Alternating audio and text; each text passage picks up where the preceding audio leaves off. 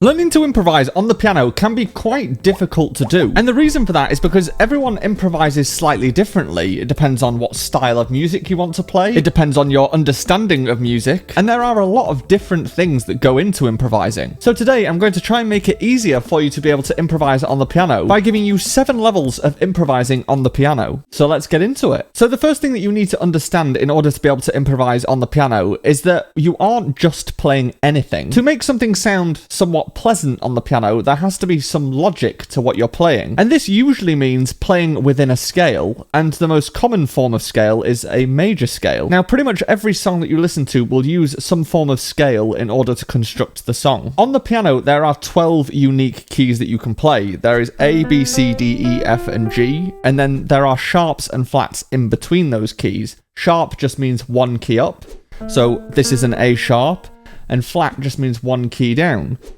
So this is a D flat. So all of these black notes have 2 names. They have a sharp name and a flat name because they are one up from a key, but they're also one down from a key. This gives us 12 unique keys that we can play on the piano, A, B, C, D, E, F, G, and the 5 sharps or flats that are in between those keys. Then they just repeat on the piano as lower and higher versions of those notes. A scale reduces these 12 notes to just 7 notes. So there will be 5 notes that we don't play while using that scale. The easiest scale to understand first is the scale of C major, because the scale of C major uses just the white notes on the piano. The 7 notes that are used are C, D, E, F, G, A, and B. And the first level of improvisation is to improvise a melody just using a simple scale. And to start with, we can use C major. So you might do something like this.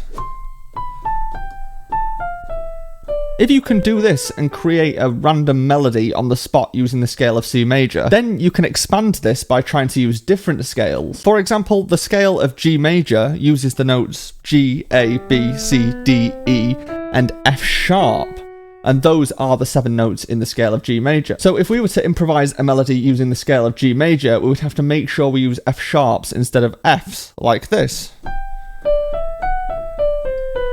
The idea here is that you want to start being really familiar with each of the scales and being able to play some form of on-the-spot melody using that scale. If you can do that using a particular scale, then you are in a really good place to start expanding on that idea. And while playing in C major it might be really easy because it's just the white notes, when you start playing in B major or F sharp major, which has a lot more flats and sharps, it becomes a little bit more tricky. The second level of improvisation is to use diatonic harmonies. Now, the word diatonic in music just means within the scale, and harmony just means multiple notes at the same time. So you're essentially going to be playing chords from the scale. The most common type of chord and the basis for all chords is a type of chord called a triad. And you can form a triad using any scale by playing every other note. For example, in the key of C major, chord number 1 would be the notes C, E, and G, which is a C major chord. And that consists of every other note in the scale. Chord number 2 in the key of C major would be a D chord, and that is the notes D, F, and A, which is still every other note in the scale. It's just starting on note 2 of the scale. Chord 3 would be an E chord, 4 would be an F chord, 5 would be a G chord, 6 would be an A chord, and 7 would be a B chord. Now, when you are improvising, you want to be really intentional about the chords that you're using. A lot of the time when people are learning to improvise, they tend to just play any notes on the piano and hope that it makes sense. However, if you use triad chords alongside your melody, you can be really intentional about which chords you're choosing, and you'll know why it works. However, the key to this is to play triad chords in your left hand and a made-up improvised melody in your right hand.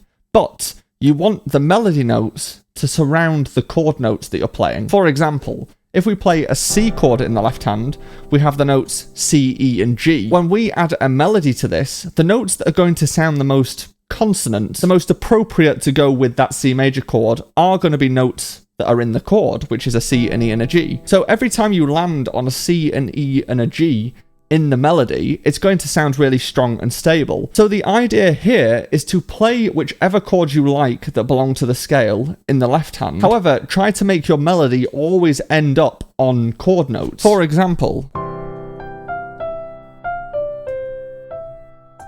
Now, most of the melody that I used there was the notes C, E, and G, and I did also use some of the other notes from the scale, but I made sure when I finished the phrase, I ended on a note that was in the chord. And if I was to do this with more than just one chord, you might get something like this.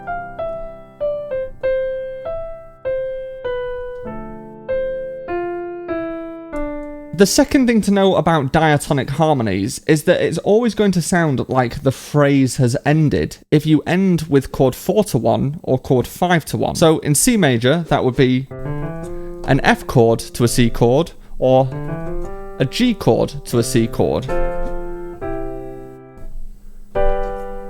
So if I come up with a series of chords and I want to end the phrase, I can end the phrase using chord 4-1 or 5-1, and that will sound pretty good.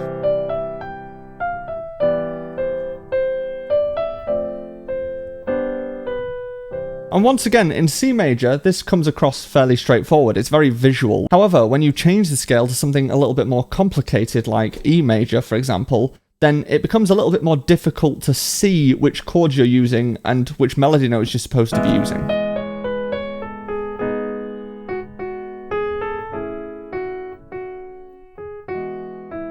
And that takes us on to level 3, which is using extended harmonies. Now, at the moment, the chords that we've used are just simple triad chords. However, they can sound a little bit boring after a while because they're very, very common and they don't have a lot of colour to those chords. However, when you are improvising, you have the option of adding a lot more interesting notes and more colourful notes to those chords. And there are 3 common notes that you could add to these chords that sound super nice. The first one is a 7th. Now, when we play a triad chord, we are playing effectively note 1, 3, and 5 of the scale. If we add note 7 to that, then the chord sounds much more colourful. And we can do this for every one of the chords. The second note that you can add to a regular triad chord is a 2nd. Now this one sounds a lot more crunchy because there's 3 consecutive notes that you're playing with any of the chords if you add the same 2nd. And in isolation that can sound a little bit horrible because there's no context. However, as soon as you start playing a melody and you add these chords underneath that, then it should start to sound like it makes sense.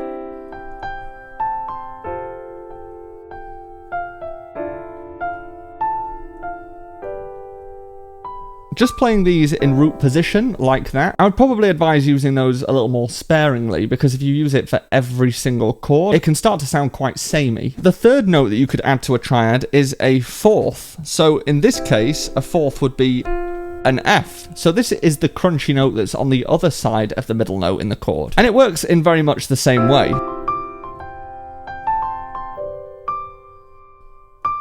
So that takes us on to level number 4, and this is where it starts to get much more interesting, and this is chord voicing. Now, as I said before, on the piano there are only 12 different notes, and there are lots of different repetitions of those notes on the piano. So you have an A here, here, here, here, here, and so on. This means that we aren't really restricted to playing chords in root position, like this.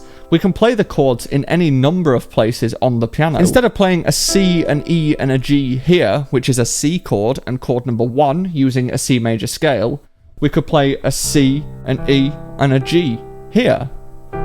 And that is still a C major chord, but it sounds completely different and much more unique. And this is how you can get pop songs with 4 chords that repeat over and over again, but they sound a lot more interesting than just playing simple triads. But with many, many more options on the piano comes analysis paralysis and getting stuck not really knowing what to play because you've got so many options. So the first way to combat this is to narrow down the options that you have, and then we can slowly expand the options you have again once you feel comfortable with those limited options. And the first way to do this and make chords sound much more interesting is to just simply play the bass note from the chord in the left hand, and then in the right hand, move the chords around depending on what your melody is doing. So, for example, if we are using the scale of C major, because it is much more of a visual scale to show you, and I want to play chord 1, then chord 3, then chord 5, and then chord 1. In C major, that would be a C chord, an E chord, a G chord, then a C chord again. If I was to just play the bass notes in the left hand, that means I would play a C, an E, a G, and then a C again. For each of these chords, however, I'm going to play them now in the right hand rather than the left hand. And I'm also going to try and play a melody around these chords. So if I play a C major chord like this, I've got a C major triad just as it was before in the right hand and the bass note in the left hand. And then I can play some kind of melody that surrounds those chord notes in the right hand. And then go to an E chord and play more melody around these notes. And then a G chord and play more melody around these notes.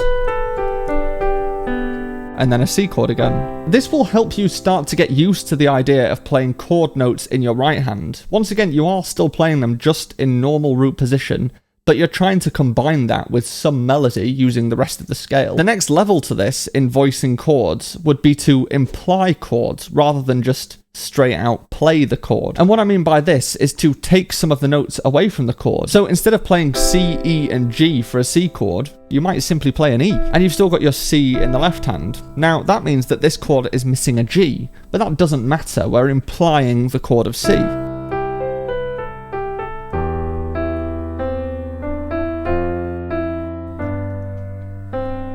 So at this point, mentally, you're still thinking about the triads. You're still thinking a C chord is C, E, and G. An E chord is E, G, and B. You're just playing some of them in the right hand and trying to focus on playing a melody that surrounds those chord notes. Once again, this might be easier to start with using C major, but if we veer to a different key, it starts to become much more difficult, and that's why I would advise practicing this using lots of different scales. What we're really trying to do is to start thinking about the chords as the notes that compose those chords. So we're starting to think of a C major chord as the notes C, E, and G, rather than as a shape on the piano. And you can play repeats of notes, so lots of C's, E's, and G's across the piano, which builds the texture. And you can play just a C and an E, or just a C and a G, and omit some of the notes, which will really thin the texture.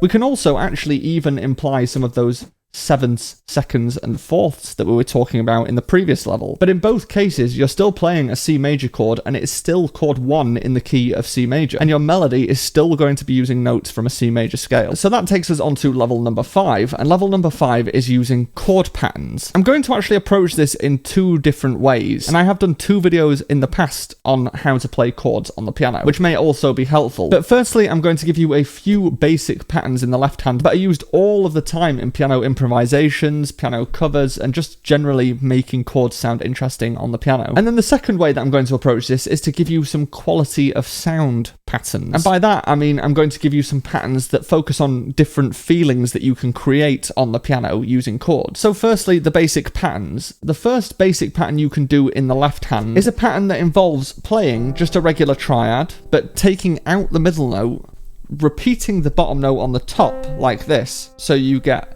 in the case of C major, a C, a G, and a C, rather than a C, an E, and a G. And then we're going to do something called arpeggiate it, and this means just to play the notes separately. Then we put our third finger over the top to play the E, the G, and the C. So we're going to get C, G, C, E, G, C, and then we can come back down again. Now this pattern is incredibly versatile because you can play as much or as little of the piano as you want, you just carry on the pattern as you go up. But it also really fills out the texture on the piano and makes something sound incredibly impressive by just knowing the notes in the chords and practicing the pattern. So if I was to once again just play a melody using the scale of C major in the right hand and do this with a C major chord in the left hand, I might get something like this. And you can do this with each of the chords. So for example, an E chord using this scale would be E, B, E, G, B, E, instead of just the notes E, G, and B.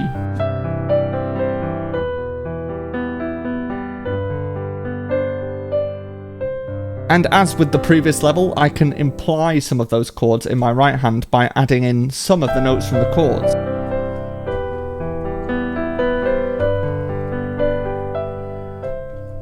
And already this is sounding a lot more pianistic and a lot more impressive. And this all comes from just knowing the scale that you're using really well and knowing the chords that are in that scale really well. And the good thing is that a lot of the scales actually share the same chords. For example, in C major, chord 1 is a C major chord.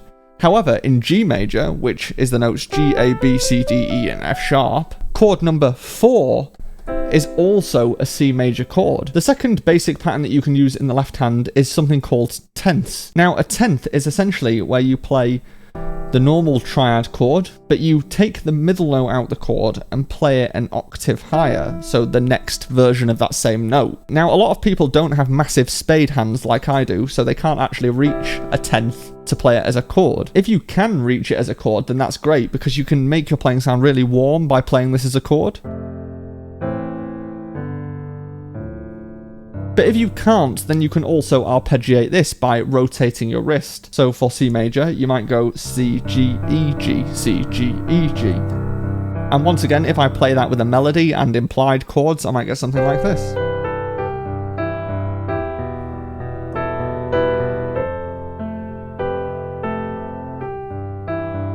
So that takes me on to the second way that you can add chord patterns, and that is all about producing a particular sound. The two patterns that I've just showed you can work in a lot of different contexts, whereas these next patterns are much more about a specific quality of sound. And the first one is something called spread chords. A spread chord is where you play a chord kind of as one full thing, but instead of playing it all at once, you spread the notes. Now, spread chords are used an awful lot in music to create kind of almost a waterfall effect. But if you play a full chord in the left hand while playing a melody in the right hand a bit higher up on the piano and spread the chord, let's say we play a C major 7, so a C major with the 7th, then it starts to sound kind of weak and a bit more gentle. Another quality of sound chord pattern that you can use is a jumping bass, and this means that you play the bass note low down on the piano. You can play this as just a single bass note, or you could play it as octaves, which means playing two of the same note, and then you jump up to the full triad higher up on the piano. This can make your playing sound much bigger because you're filling out a lot more of that lower end of the piano. And if you are also adding chord notes into your right hand and a melody, then you're filling out quite a lot of the piano.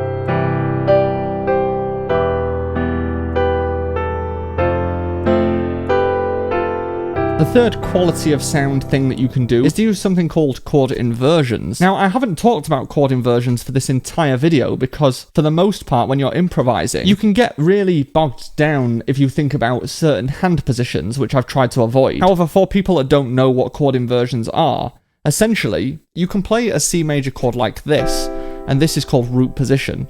However, if you take that bottom note off and put it on top, you get something called first inversion.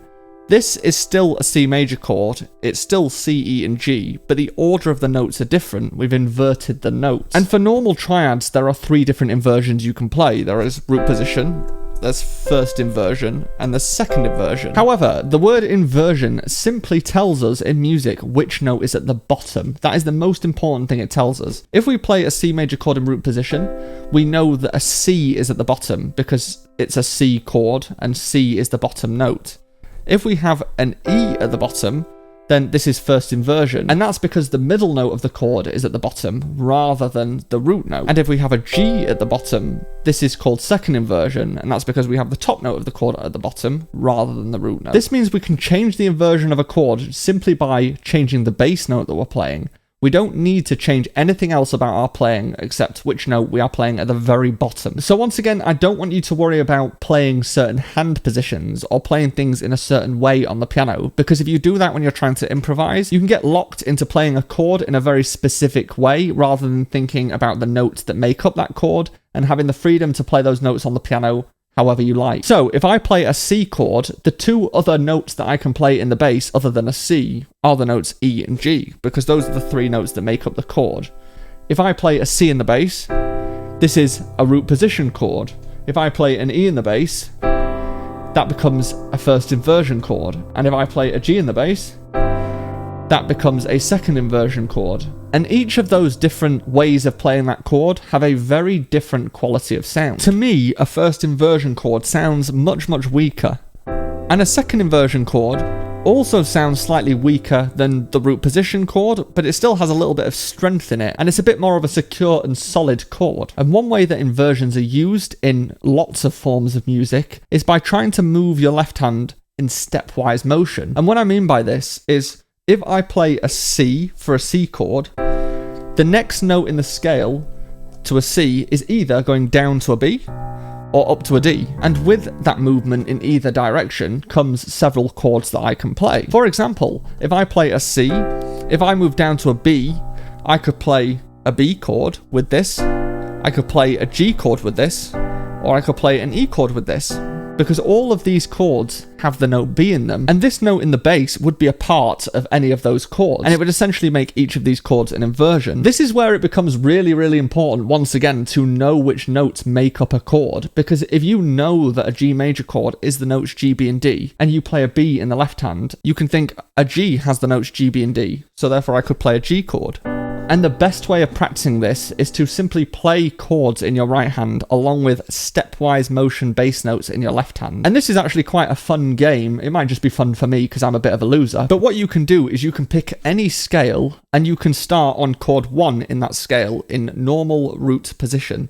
So if I pick E major, for example, I might play an E major chord in the right hand with an E in the left hand. This is normal root position E major. Then in the left hand, I have the choice. I can either go down a note or I can go up a note in the scale. If I go down a note in the scale, I then have to try and work out which chords I can use in the right hand. So I might choose B major. Then, once again, I have the option of either going down a note or up a note from here. If I decide to go down one more note, then I have more options of chords that I can choose from in this scale. So I might go for A major. If you do this enough times where you're moving the bass note by step and trying to work out which chords in the scale include that bass note, you'll get very good at knowing what options you have whenever you choose any bass note in the left hand. And this is a really fun way of improvising because your ear can follow that bass note moving by step and the chords kind of complement it really well.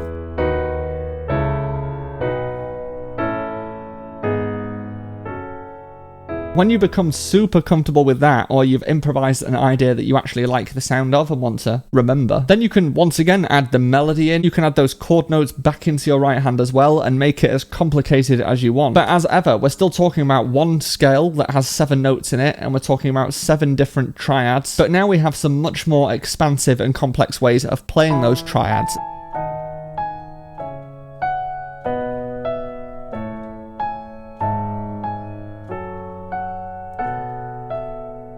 And that takes me on to level number 6, which is moving between different keys and different scales. Now, as if it wasn't complicated enough playing in one scale, and not even just C major, having all of the other 12 major scales that you can use. But as soon as you become very, very comfortable using a particular scale, and you've got certain techniques that you gravitate towards when you're improvising, you also have the option of moving scales and creating more of a story with your playing by moving to different landscapes. When we play in just one key, for example D major, we're using the same chords throughout the piece of music, and it becomes very familiar and predictable. But as soon as you move from D major to another key, for example E major, it has a completely different sound and sounds like a new landscape. And there are actually 3 very, very common scales to move to. There is the relative minor, there is the subdominant, and there is the dominant. Now, I will explain what those terms all mean, but let's start with the relative minor. Each major scale actually has a relative minor scale, and minor scales tend to sound a little bit more darker or more of the negative emotions compared to a major scale. And the way to work out each major scale's relative minor scale is just to go down 3 half steps on the piano. So if I play a C, if I go down 3 half steps from a C, I get an A, and the key of A minor is the relative minor of C major. And the good thing about relative minors is that they actually have the exact same notes as its relative major. So if a C major scale is the notes C, D, E, F, G, A, and B, an A minor scale uses exactly those notes, but it just starts on an A, B, C, D, E, F, and G. And the difference here between the major and the minor is that chord 1 is very different. So in C major, chord 1 is C. In A minor, chord 1 is A minor. So the chord that feels most like home is different, but the actual notes that you need to learn within the scale and the notes you're going to use for the melody, etc., are going to be exactly the same. The second scale that is very common to move to is the subdominant. Now, in music, the word subdominant just means 4. Note number 4 in a scale, or chord number 4. So in C major, note number 4 is F. So F is the subdominant note, and an F chord is the subdominant chord. And if we move to the subdominant key, from C, we're moving to F major. Now, F major is actually almost exactly the same as C major, except it has a B flat instead of a B. So there is only one note different. And the third and final most common scale to move to is the dominant. And the dominant means note number 5 or chord number 5. Or if we move to the dominant, then we're moving to the scale based on note 5. So in C major, note 5 is a G, and therefore if we move to the dominant, we're moving to G major. And similar to the subdominant, the dominant also only ever has one note difference. So the relative minor is exactly the same notes, the subdominant only has one note difference, and the dominant only has one note difference. And this is why these are the most common scales to move to, because they're the least jarring, they're the least big of a change. But how do you actually get to them? How do you actually move the improvisation so that you can play in a new scale? Well, there are a few different ways in which we can do this. But one of the most common is to resolve into the new key. And we can do this by playing chord 5 and then 1, or 4 and then 1 in the new scale. Very much like we were doing earlier, where we played note 4 or note 5 going to note 1 to finish the phrase.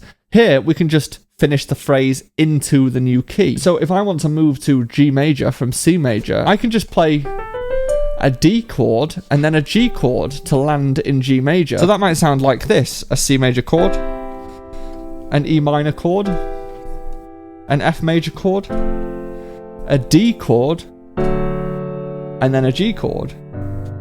And now we've landed in the key of G major. And this would be exactly how you get to any of these three scales. You can play chord 5 and then chord 1 in the new scale. The other way that you can get there, and this is perhaps best done before playing chord 5 and then 1 in the new scale, is to use something called pivot chords. And a pivot chord is essentially a chord that is shared between both scales. And this is why the relative minor, the subdominant, and the dominant are so easy to get to, because there are a lot of shared chords, because the scales only differ by one note. For example, an E minor chord is chord 3 in C major, but it's also chord 6 in G major. So I can use this chord to pivot me into the new scale, because it's shared between both of the scales. If I play C major, then E minor, I can just move into G major because this chord already belongs to G major. And this is the beauty of triads. They are often seen in a lot of different scales, so you can pivot from one scale to another just by using one of these chords. And this takes me on to level number 7, which is moving to more distant keys and using more distant scales. At the moment, we've just used the 3 most common scales, which was the relative minor, the subdominant, and the dominant, which only at most change the scale by one note, so it's quite easy to get to them. But what happens if you want to move from C major to F sharp major, for example? C major has no sharps and flats, and F sharp major has 6 sharps. So there is only one shared note between those two scales. Well, there are actually 2 tricks that you can use to get there. The first one is using something called a diminished 7th chord. Now, a diminished 7th chord is a chord that sounds quite tense. This chord is actually quite a special chord in music because there is actually only 3 different diminished 7ths that you can play. The first one is the notes C, E flat, G flat, and A. The second one is C sharp, E, G, and B flat, and the third one is D, F, A flat, and B. If we move up one more half step to E flat, G flat, A, and C, this is actually exactly the same notes as the first one that we played. It's just in a different inversion. What we can actually do in order to get to any key that we want from any other key is to play one of these diminished 7ths. And then if we drop any one of these notes by a half step, that becomes note number 5 in our new scale. So for example, if I drop this note from C to B, B becomes note 5, and B is note number 5 in the scale of E, which means we can go to E major. So we could play this diminished 7th, we could drop the note, and then we could land in the new key. In this case, that would be E major. Now, this is a pretty advanced technique to use when improvising, and the reason for that is because you have to know which of these 3 diminished 7ths is a half step above note 5 in the scale that you want to go to. And that takes a lot of mental resources for most musicians, never mind someone who is learning to improvise. So I would only use this if you are incredibly comfortable with all of the scales. But I did think it was worth mentioning because it is a cool trick in order to get you to wherever you want to go. The second way, however, is a little bit more accessible, and this is to use stepwise motion or chromatic movement. Now, chromatic movement just means moving by half steps. So from C, a chromatic scale would be C, C sharp, D, D sharp, E, F, F sharp, G, G sharp, and so on.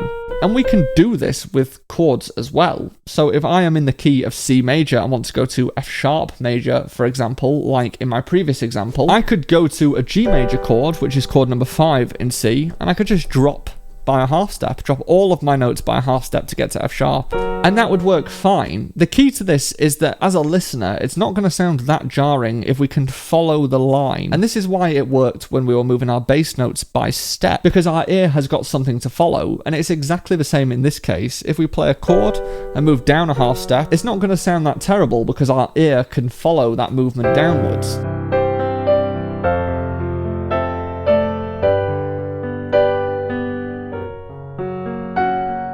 Now, I would always advise really drilling in the level that you are at. So if you aren't comfortable in the key of C major playing a melody in your right hand, then you should really drill that in before you start exploring different scales or you start exploring chord patterns and things like that. The world of music and music theory is a vast one, and improvisation is essentially applied music theory. So you do have a lot of expanding options as you go through these levels, and someone who is on level 3 is not likely going to understand level 7. But if you spend lots and lots of time drilling in the level that you are at, then the next level won't seem like that big a jump. And you might eventually end up with something like this.